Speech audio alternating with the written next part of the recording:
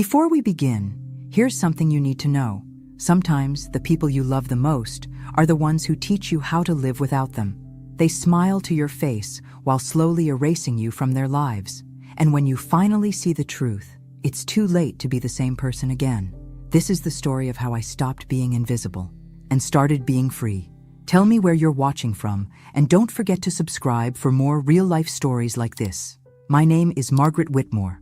I'm 74 years old, and until not long ago, I believed I had done everything right. I raised a daughter while working full-time at the county library. I buried my husband 12 years ago and never remarried. I dedicated myself fully to my family, especially after my daughter Susan's divorce left her with 2 kids and a house she couldn't afford. I stepped in quietly, without asking for recognition. I cooked, I babysat, I paid bills when I could. I did what mothers do, what grandmothers do, what women like me have done for generations without applause. Haley, my oldest granddaughter, used to sit on my lap and ask me to tell her fairy tales. She'd braid my thinning gray hair and say I looked like a queen. I thought we had something special. I really did. So when she announced her engagement, I was genuinely happy. I knew weddings were expensive, and although I live on a fixed income, I offered to pay for the photo and video package. I didn't want her worrying about the cost of preserving her memories. It felt like the least I could do, after all the years she'd brought light into my life. I signed the contract, paid with my credit card, and kept the receipts neatly folded in a drawer. She never even asked how much it cost. Nobody did. That should have been my first warning sign, but I ignored it. The rehearsal dinner was the first time I felt something shift. The venue was a renovated barn just outside town, all rustic wood and fairy lights. It was beautiful in a way Pinterest loves, artificially natural. People were laughing, sipping from mason jars, taking selfies under twinkling strings of bulbs. I stood off to the side, watching Haley move through the crowd like she belonged to another world. She saw me and smiled, a small, practiced smile. Then she walked over, her phone in one hand, and her other arm looped through her fiancé's. "Hey, Grandma," she said softly. "Can I talk to you for a sec? Over here?" I followed her a few steps away from the others, near a row of folding chairs. The videographer and his assistant were doing test shots, scanning the space. That's when she said it. "You understand, right? The style of the video is modern, sort of minimal. I just think it might be better if you're not in the final cut, or not too much. It's nothing personal. It's just the vibe, the vibe." That word hit me like ice water down my spine. I looked into her eyes, searching for some kind of joke, some hint of discomfort, even shame. But all I saw was discomfort with me, with the fact that I didn't fit in her carefully curated narrative. I smiled, the kind of smile women wear when their hearts are breaking, but they don't want to cause a scene. "Of course, sweetheart," I said. "I understand." She gave me a quick hug and walked away, already on to the next thing. I stood there for a long time, pretending to look at centerpieces, my hands trembling. That night, I sat at my kitchen table with the receipts spread out in front of me. I read every line of the contract. I called the videographer's office and asked about their cancellation policy. They were polite, even sympathetic. The service hadn't been performed yet. Canceling now was well within the agreement. I wouldn't get everything back, but most of it. Enough. I hung up the phone and looked around my empty living room. The photos on the walls, the books I'd read to my grandchildren, the armchair where I used to rock Haley to sleep, all of it suddenly felt like set dressing. Not real. Not mine. The next morning, I sent the cancellation email. I didn't tell anyone. Not my daughter, not Haley, not even the neighbor who brings me homemade cookies every Christmas. I simply erased myself. If I was going to be invisible in their story, then so be it. Let there be no story at all. And still, I hoped, deep down, I was wrong about them. But I wasn't. And what happened next confirmed everything I never wanted to believe. After the rehearsal, I barely slept. I stared at the ceiling most of the night, listening to the soft hum of my old refrigerator and the occasional creak of the wooden floorboards. My heart wasn't just heavy, it was humiliated. I didn't know what hurt more. The way Haley dismissed me, or how easily it seemed to roll off Susan's back. The next morning, I tried to convince myself it was nothing. Maybe she hadn't meant it that way. Maybe it was just wedding stress, too much pressure from the Instagram generation. But the knot in my chest told another story. I needed to talk to someone. I needed to believe that I wasn't going crazy, so I called Susan. She picked up on the third ring, her voice chipper and distracted. "Hey, Mom, everything okay?" I hesitated. "Can we talk for a moment? About yesterday?" A pause. "About what exactly?" "About what Haley said. At the rehearsal, she asked me to stay out of the wedding video because I ruined the vibe." Another pause, then a sigh. "Oh, Mom, don't make this a thing. It's just the aesthetic she's going for. You know how these kids are today." She didn't mean it as an insult. I sat silently, absorbing her words. "You didn't defend me," I finally said. Susan laughed softly, like I was being dramatic. "It's her wedding, Mom. Let's not turn it into your moment." And that was it. It wasn't just Haley. It wasn't a slip or a moment of stress. This was how they saw me. An accessory, optional. And if I didn't fit the look, I was just cut. I thanked Susan and hung up before I said something I couldn't take back. Then I stood in the kitchen, looking at my reflection in the toaster, wondering how I had gone from being the woman who raised her daughter alone while working double shifts to someone who didn't belong in her granddaughter's wedding video. And I'll admit something I'm not proud of. I cried, quietly, alone. Not just because I was hurt, but because I was ashamed of how much it hurt. Because I let them believe I would always be there, always quiet, always giving, and never expecting anything in return. I went about the day like nothing had happened, folded the laundry, paid the water bill, refilled my pill organizer. Life moves forward, even when your heart is stuck in place. But I couldn't shake the feeling. I kept seeing her face, Haley's face, so polite, so rehearsed, telling me I didn't fit the vibe, as if I were an old couch they didn't want in the living room anymore. That evening, I pulled out the contract again. I read every word, line by line, like I used to do with old library catalogs. It was all there, clear as daylight. I had every right to cancel, and I had no obligation to tell anyone why. I called the video company again. This time, I spoke with the owner, a man named Jared. He remembered me immediately and said he understood completely. Business is business. I canceled politely, firmly, and got the confirmation email minutes later. The refund would be processed within 5 to 7 days. When the call ended, I sat in silence. It wasn't revenge. Not really. I didn't want to hurt them. I just didn't want to be part of a story where I was only welcome when silent, smiling, and out of the frame. The morning of the wedding arrived with sunshine and soft wind. I put on a pale blue dress. The one Haley once told me made me look classy. I wore the pearl earrings my husband gave me on our last anniversary before he passed. I brushed my hair, applied some lipstick. I looked like myself, like the Margaret I'd always been. I arrived at the venue on time, hugged some of the guests, and took my seat in the back row. No one mentioned the cameras. No one noticed their absence, at least not at first. The ceremony was beautiful. Haley cried. Her new husband beamed. People clapped and threw flower petals. And I sat there, a quiet ghost in their perfect picture, knowing there would be no photos to prove I was ever there. But I was. I was there, and I was watching everything. The day after the wedding, I woke up early. Habit, I suppose. For 74 years, life has trained me to rise before the sun. I stood at the window with my coffee, watching the light creep across the yard. The bird feeder needed refilling. The roses needed trimming. The world moved on, indifferent to what had happened. I sat at the table, thinking maybe, just maybe, no one had noticed. Maybe they assumed the videographers were somewhere else, out of sight, doing their work quietly. That hope didn't last long. Around 9 a.m., my phone rang. It was Haley.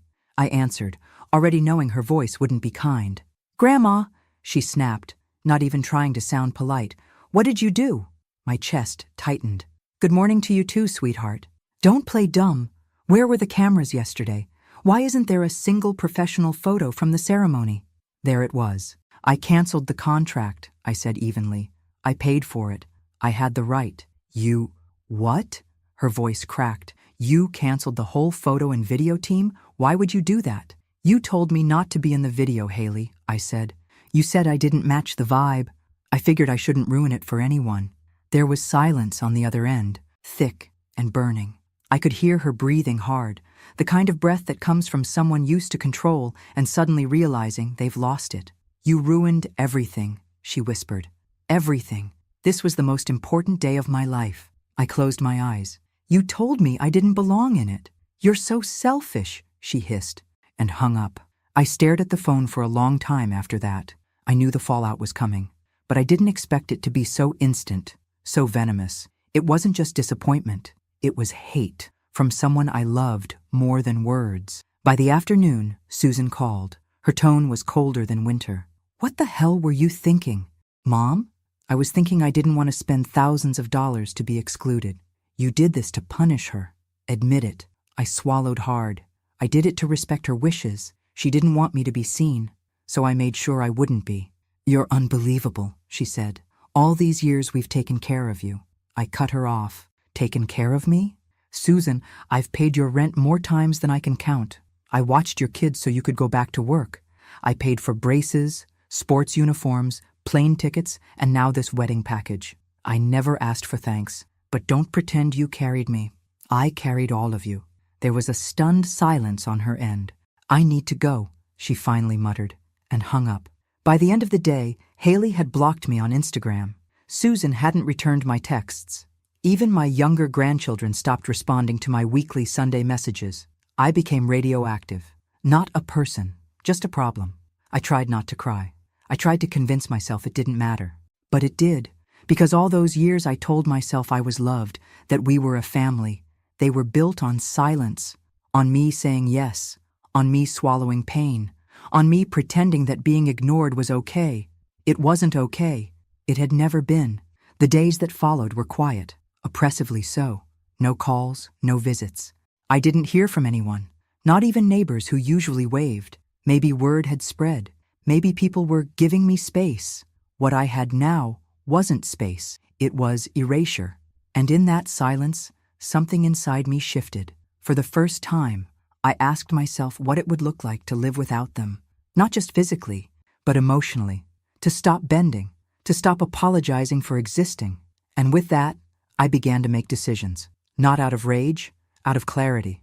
Você diz, 1. O ChatGPT disse, Chapter 4. The silence didn't scare me anymore.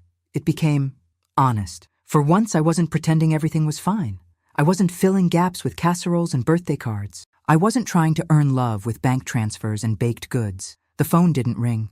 No one came by. And strangely, the quiet felt cleaner than the noise ever had. But the world doesn't stay quiet for long, especially not after a wedding with no video. By the middle of the week, the ripple began. It started small. A message on Facebook from a distant cousin asking why Haley hadn't posted any pictures yet. Then came a comment under one of Susan's photos. Can't wait to see the wedding video. There was no video. That's when the calls resumed. Not to talk, but to attack. Susan's voice, sharp and short. You need to fix this, Mom. Call the company and rebook. I can't, I said. The wedding is over. Then call them and see if they can do something. A photo shoot, a recreation, anything. It's not my responsibility anymore, I said, and meant it. She hung up without saying goodbye. 2 days later, Haley showed up at my doorstep. I hadn't seen her since the wedding. Her eyes were red from crying, her voice cracked and tired. Why would you do this to me? She asked. Why would you take this away? I invited her in. She refused. You could have told me. You could have said something. I looked her in the eye, my voice even. Would you have listened? She hesitated. Her mouth opened, then closed. She didn't answer. I did everything I could for this family, I said, my voice steady. But I won't pay to be erased. You weren't erased, she snapped. You asked me not to appear. That's the same thing. Tears welled up in her eyes, but they weren't the kind I recognized. Not grief, not regret, frustration, embarrassment. I needed this to be perfect, she whispered, and I needed to stop pretending I didn't matter. Haley turned and walked away. She didn't look back. Later that night, I received an email. It was from the wedding photographer, someone Haley must have hired independently for a few shots. They wanted to confirm if I had canceled the original package.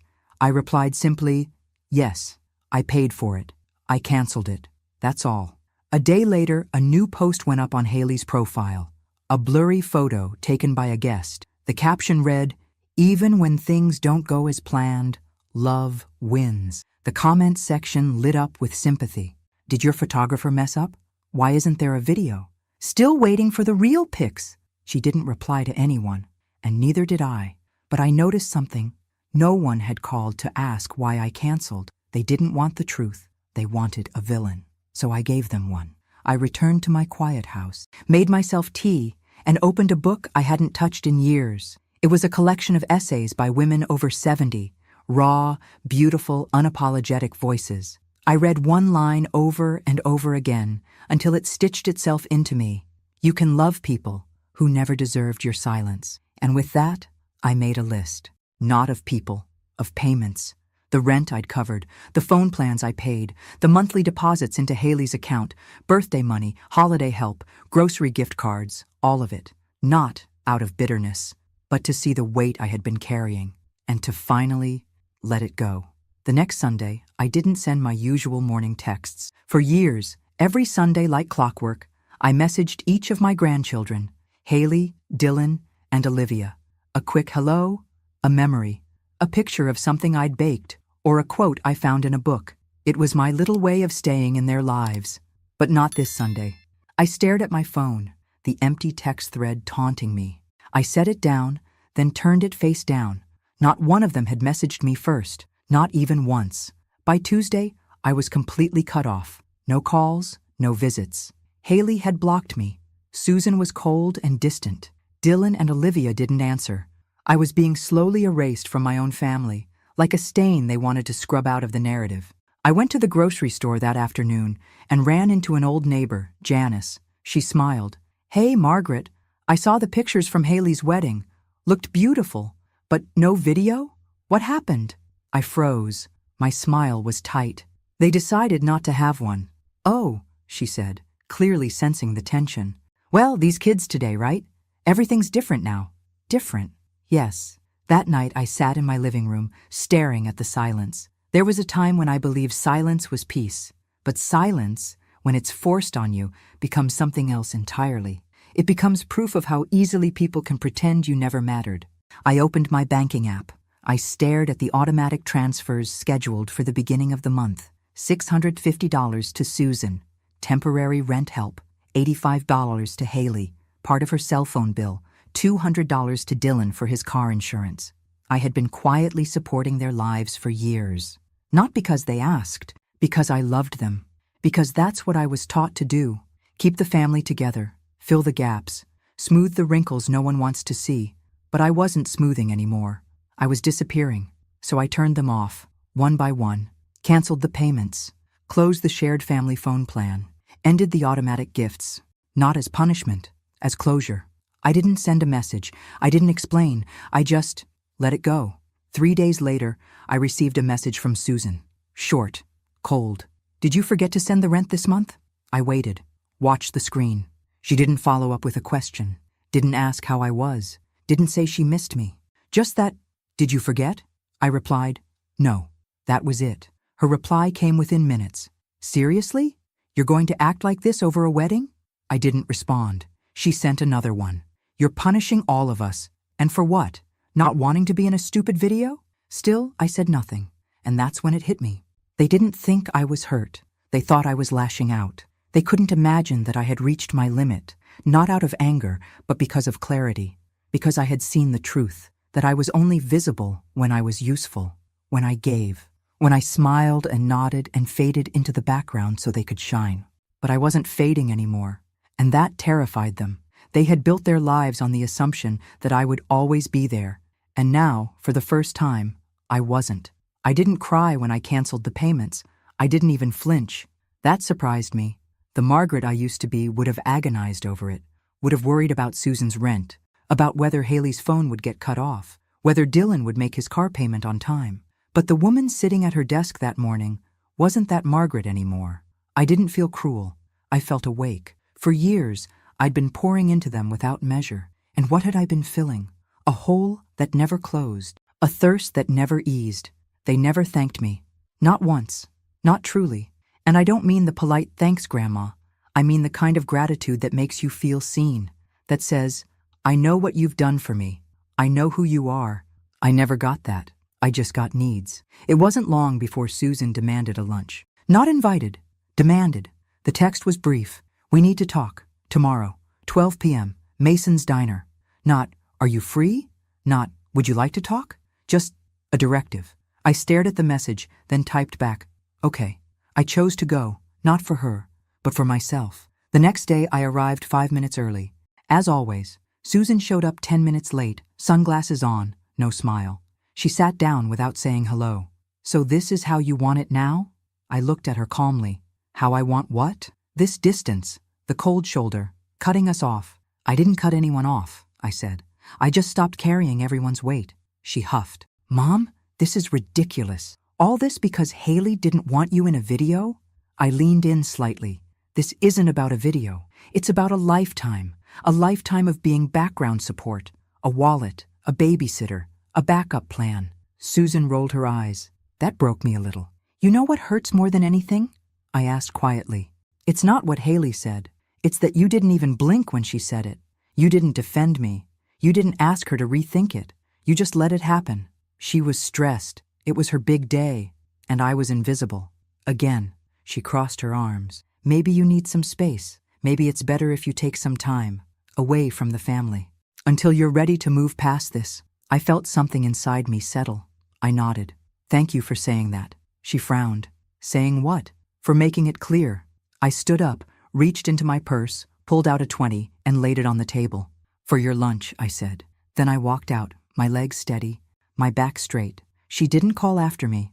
I didn't look back. That night, I cleaned out a closet I hadn't touched in years. I found an old painting set my husband had bought me once on a whim after I told him I loved the smell of oil paint. I had never opened it. I ran my fingers over the brushes, still wrapped in plastic, still new, and I thought, what else have I put on hold? What parts of myself have I boxed away in favor of being someone else's anchor? So I made a promise to myself that night. I would find out, not to prove anything, not to get anyone back, but because, after 74 years, I was ready to be more than just a role in other people's stories. I didn't expect to feel so light after that lunch. It wasn't happiness. God, no. It wasn't relief either. It was something stranger, like I had been holding my breath for years and didn't even realize it until I finally exhaled. For the first time, I stopped asking myself what I'd done wrong. I started asking what they had done, or more precisely, what they had never done. Respect me. That same week, I walked to the local library. It's not far, just 10 blocks down the road. I hadn't been inside in years. Funny, considering I spent most of my life in places like it. Cataloging, shelving, recommending titles. It was like muscle memory.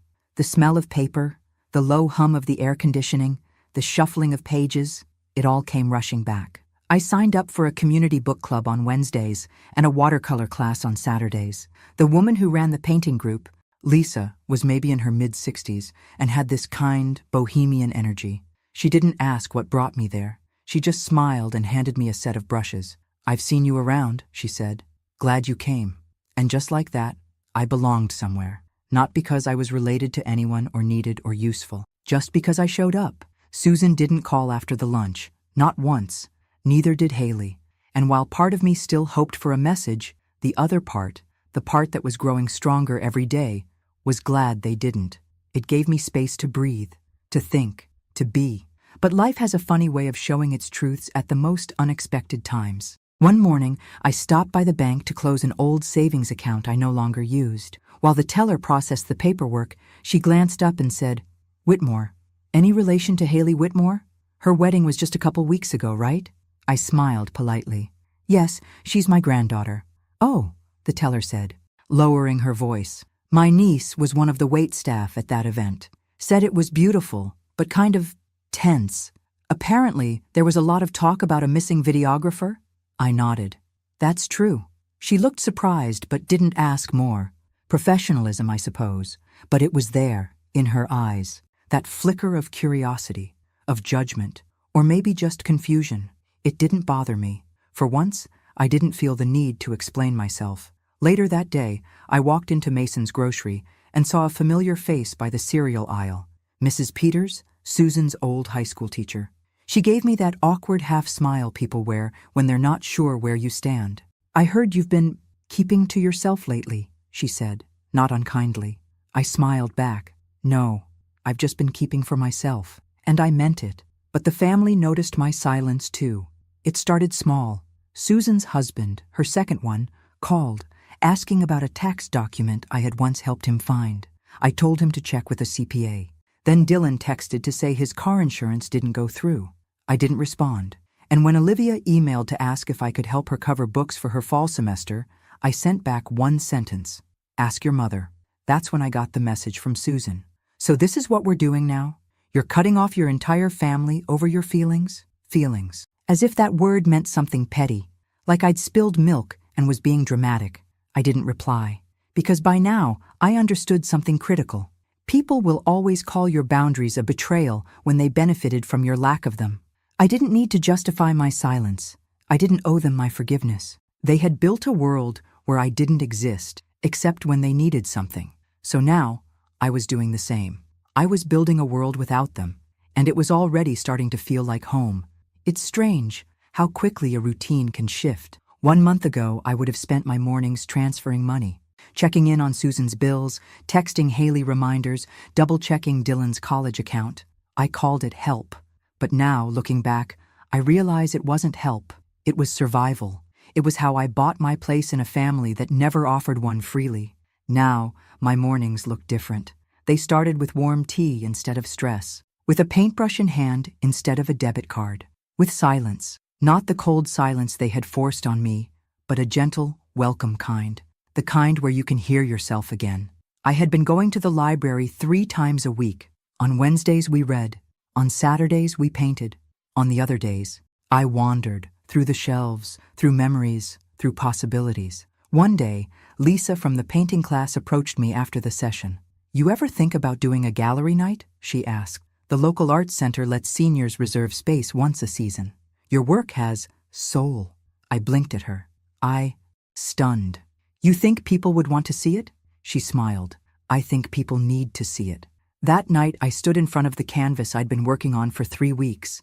It was simple, just a dining table under dim light. But at the end of the table, one chair was empty. I hadn't planned it. My hand just did it. It was the first time I saw my story reflected back at me. The next day, I filled out the gallery submission form. That same afternoon, I passed a coffee shop downtown and noticed Haley sitting by the window with 2 friends. She didn't see me. Or maybe she did and chose not to. I watched them laugh and scroll through their phones. One of them held up a camera. Haley posed, smiled, tossed her hair just right. I didn't feel jealous. I felt detached, because I saw it for what it was now. Performance, perfect angles, perfect light, perfect illusion. She didn't want a family that was real. She wanted a family that looked good in pictures. And now, she had neither. Back home, I opened my old notebook. It was filled with lists and notes I used to jot down. Groceries, reminders, gift ideas for the kids. On the last page, I started a new list. I titled it, "Things I Want That No One Can Give Me Peace When I Wake Up." A name spoken with love, not obligation. Silence that feels like comfort, not punishment. The freedom to be who I am, not who they want. The right to be forgotten and not care. I sat back and looked at that list. Not one thing on it had a dollar sign. Not one could be bought or owed. It was mine, all mine. And for the first time in my life, that felt like enough. I never meant to hear about Haley's reenactment. But this town isn't very big. 2 women in my painting class were chatting near the window, brushes in hand, canvases forgotten. "I heard she hired a whole new team," one of them said. "Some kind of stylized wedding shoot, like a redo, but for Instagram." "Wasn't the wedding just a month ago?" the other asked. "Yeah, but apparently her grandma ruined it or something. No video, no professional photos. She's devastated." I didn't say a word. I dipped my brush in blue, then gray, then a soft gold, and dragged the color across the canvas. But inside, I was still. Not proud, not angry, just still. That night, curiosity got the best of me.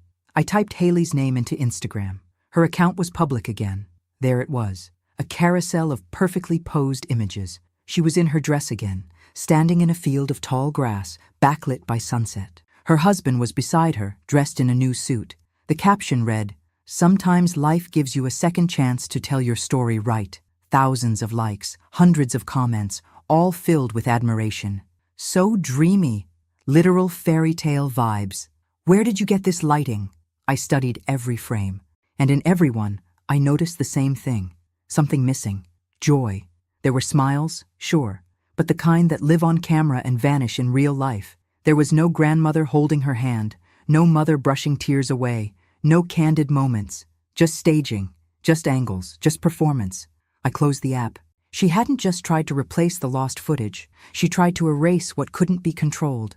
And maybe she succeeded, but I wasn't the one who lost something permanent. She was. She could redo the pictures, recreate the poses, reconstruct the setting, but she couldn't fake the emotion that came from belonging, from connection, from the history that made a moment meaningful. And I realized something right then. Haley hadn't blocked me from her video because I ruined the vibe. She blocked me because I didn't fit her illusion. I was too real, too old, too much of a reminder that life isn't filtered and family isn't curated. And she didn't want that truth documented. She wanted a fantasy, so she built one.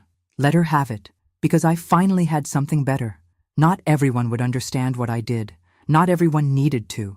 But deep down, I knew. I hadn't ruined her wedding. I had saved myself. It started small. An email from Susan's landlord to her old AOL account, one I helped her set up when she was 32. It had bounced back, then been forwarded to me by mistake. The message read, "Final notice, rent overdue, payment not received for the second month in a row." A ripple in the surface. Then came the voicemail from Dylan. I hadn't heard his voice in months. He didn't say, "Hi, Grandma." He didn't ask how I was. He just said, "Hey, I think there was a mistake with the car insurance. The payment bounced, and they're saying the policy is suspended. Can you look into it?" I didn't respond. Then Susan herself broke the silence, this time with an email, cold and clipped. Subject, disappointing body. I hope you're satisfied. Everything's a mess now, and you've made your point. That was it. No apology, no reflection, no acknowledgement, just blame. I didn't reply. Instead, I sat in my backyard that evening, watching the sky burn orange as the sun dropped behind the treetops. I listened to the rustle of the wind and the rhythm of crickets warming up for the night. I used to spend evenings like that doing online bill payments for Susan, organizing gift cards for the grandkids, researching scholarships, always fixing, filling, fussing over every part of their lives but my own. Now, I was just there, present, whole, and they were crumbling. I had never intended for that to happen. But there it was, the quiet collapse of a structure that had relied entirely on me staying silent and generous and small. The next morning, I went into town for a few groceries. As I walked past the cafe, I saw Susan inside. Her hair was pulled back too tightly, her eyes tired, her phone in her hand. She looked up, saw me through the window. We locked eyes. She didn't wave. Neither did I. And that moment was more honest than any conversation we'd had in years. She had never been angry because I hurt her. She was angry because I stopped enabling her. A week later, Olivia sent me a text. It was different from the others. "Grandma, I miss you.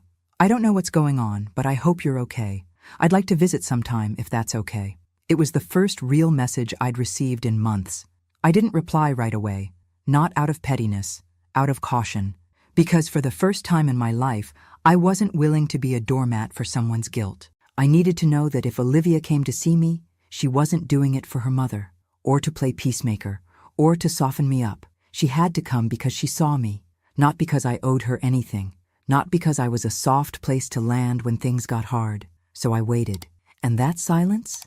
It didn't hurt anymore. It healed. I knew the invitation would come eventually. It arrived on a Thursday afternoon in a pale pink envelope, like it had been chosen by a wedding planner. Inside was a card, thick and perfumed, with embossed lettering. "Family lunch, Saturday at 1 p.m. Let's reconnect. We miss you." No names, no apology, no explanation, just branding. I stared at the card for a long time. My first instinct was to cry, not because I was touched, but because they still didn't understand. This wasn't a lunch. It was a strategy, a performance for optics, a staged reunion, something to post about, to tell others that we worked it out like families always do. I could already see the caption in Susan's voice, "Grateful for forgiveness and second chances, family over everything."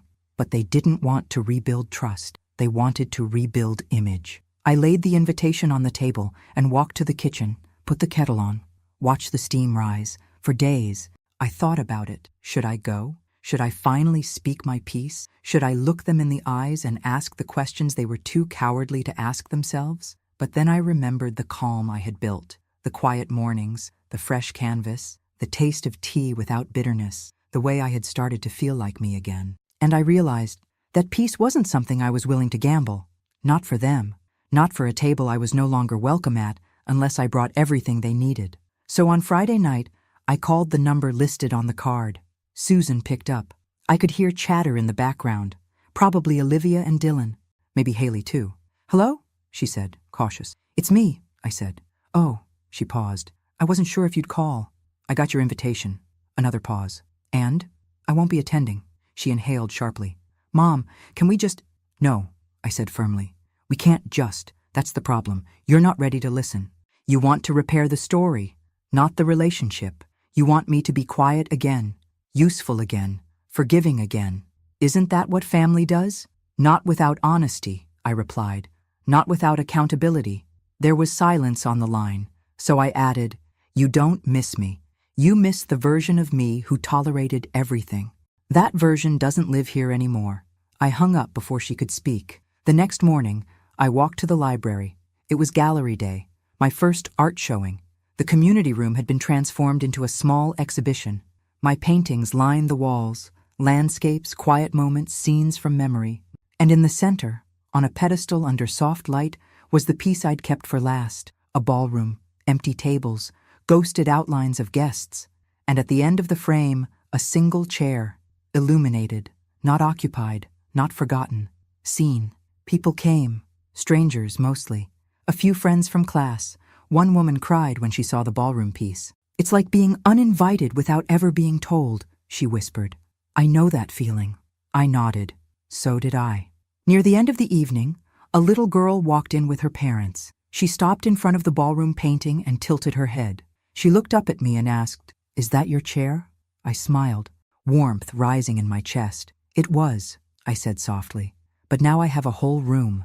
And in that moment, I understood the kind of ending I had written for myself, not loud, not dramatic, not vengeful, but full, complete, mine.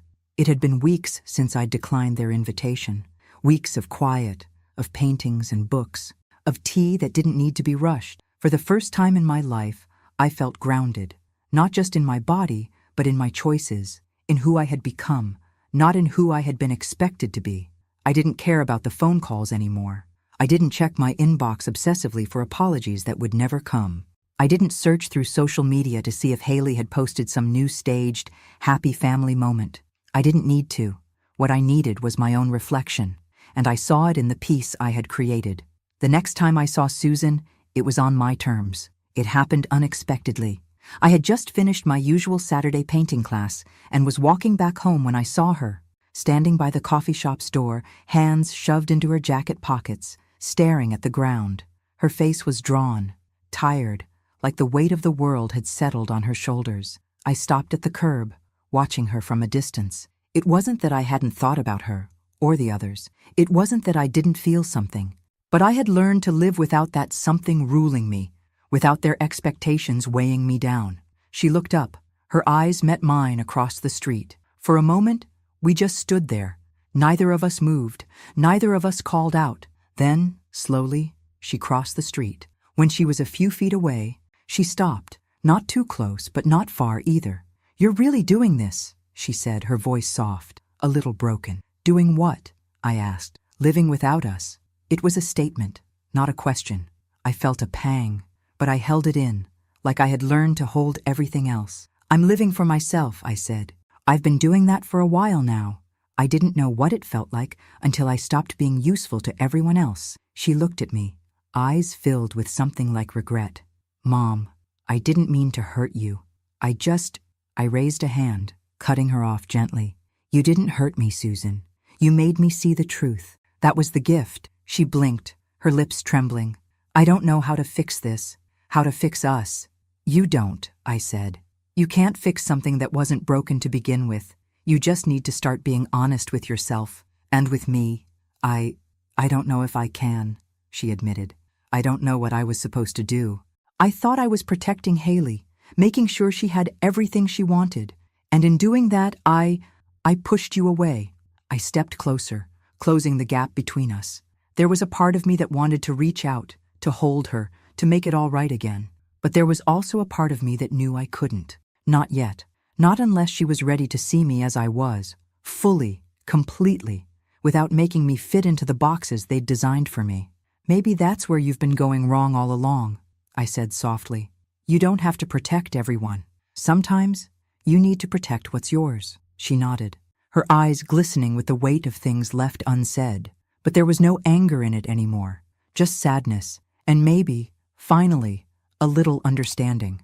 I'm not going to fix this for you, I said, taking a step back. I'm going to let you figure it out, just like I did. Susan looked down, and for the first time in a long while, I saw her face soften. I'll try, she said. I nodded. That's all you can do. And then I turned to walk away, not with bitterness, but with something closer to peace. I didn't look back, because this time, I was no longer waiting for them to notice me. I had already noticed myself, and for the first time in decades, that was enough. Thanks for listening. Don't forget to subscribe and feel free to share your story in the comments. Your voice matters.